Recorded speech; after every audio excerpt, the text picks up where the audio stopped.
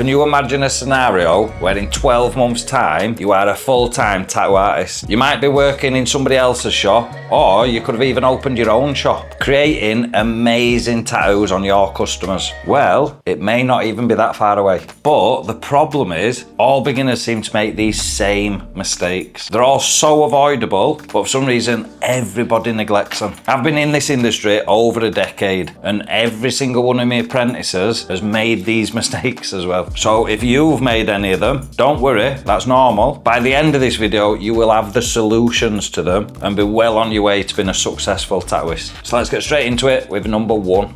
The first mistake is thinking that you can shortcut, bypass the basics. I've covered this in quite a few videos and it's so common, and I can understand why, because of the excitement, you're tattooing now, you want to do the fancy stuff, but people bypass the fundamentals, the basics, whether that's when they're learning right at the beginning on the mats, or even when they start moving on to real people and tattooing in the correct settings and environment. They do the same with the designs on people as well. This is a long race. You're going to be doing this for the rest of your life if that's what you want to do. We don't have to rush to the complicated stuff, and believe me, it's actually a good thing to just take your time and develop at the right speed. Second point is tattooing people, or even more stupid than that, tattooing yourself. I do not understand this, and I've actually seen loads of tattoo artists out there promote this. I've seen loads of people in their apprenticeship be told to tattoo themselves. Listen, it is completely different tattooing yourself to what it is tattooing somebody else. It's a pointless exercise, and essentially, you're never going to be able to tattoo yourself the same as what you're going to do a customer. While you're learning, there's specific mats that have been developed as a training aid to learn how to tattoo. Use what is designed for that specific thing, and certainly do not be practicing or learning on another person. You're just going to ruin your career before it even starts. Number three, and listen, I know that you'll have fell for it. I fell for it. Most people do. The marketing ploy. And what I mean by that is thinking that you need all the fancy machines, 50 different brands of ink. It's to get money out of you, to extract what the industry can. As long as you've got a good machine, a reputable brand ink, and as you all know, I use Just Dynamic. You can make your own grey washers. You can learn everything with that one pot of ink. That's it. You don't have to be spending a fortune on things that are not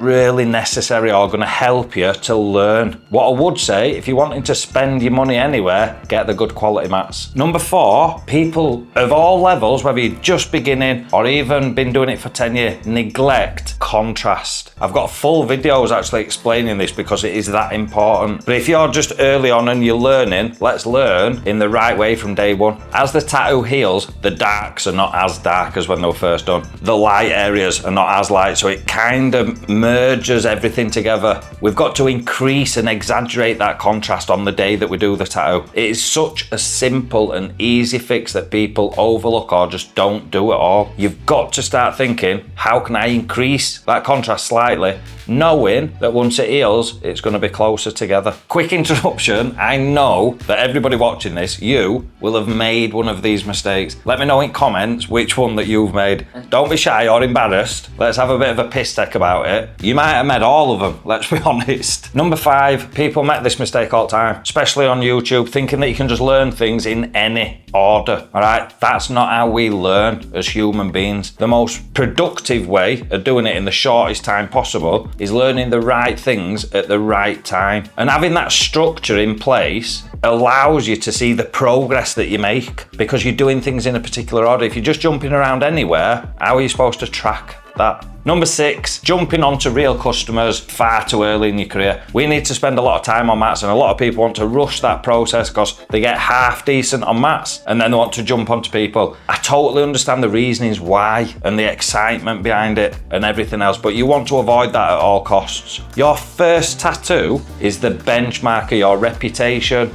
and how your business is gonna start. We need them to be as good as possible. Not to the point where you're putting it off for years and you should have started years ago. Understand when it's right for you, but you've got to make them that first year of tattooing humans and building your brand, building your business is the most important. If you get that right, your business is going to be booming from day one. Number seven is people try and hide like a hermit, thinking it's a massive secret that they're trying to learn this new skill. and they don't broadcast it. As soon as you start learning, let everybody know, put it all over your socials. Post the mats that you've been doing, and I tell everybody on my course to do this. Let everybody follow your journey, because as soon as you're ready to start tattooing people, you will have a flood of customers waiting for you to say, right, I'm taking bookings now. But if you're not letting everybody know what you're doing, you're never going to have that. So it's a way to guarantee your business starts in right direction at the very beginning. Just let people know what you're doing. And the 8th and final tip that I want to give you, mistake that people make, is look, we're not using all the space on the mats. When learning, especially, I tell everybody to do drills. Capitalize on every single square inch of that mat. They're not the cheapest, especially if you're getting ones that are good quality. So we want to maximize what we're doing with them. Also, on that note, listen, if you really like a design, and you think, I want that as a piece on my wall, I want to frame it, then that's totally different. I'm not talking about that. I'm talking about the day-to-day drills, learning, repeating same design 10 times so you really understand it. Fill the mats up, every little nook and cranny that's available. Do a few lines in that space, do a few circles, practice your whip shading on that little empty bit aside at design. It's going to save you money, and the purpose of learning is to get the skills, the methods, and the muscle memory, so everything becomes like second nature to you. It's not about making the mats look all prim and proper and fancy, all right? They're a training aid. Use them as such. Now, whenever I get a new idea or I see somebody doing something a certain way that I think, fucking hell, yeah, that's really good, I'm going to give that a go. I don't book somebody in and think I'll give it a go on them. It's their tattoo that's on them for life. If it's fucked or it don't work, yeah, it's on them. I just get some artificial mats out that are purposely built and designed for that exact thing, to practice, to learn, to go back to the basics and think, right, I've got a few spare hours today. I'm going to really focus on improving my line work. I'm going to get a round shader and see how good my shading is. I'm going to get a mag and try and really soften my grey wash.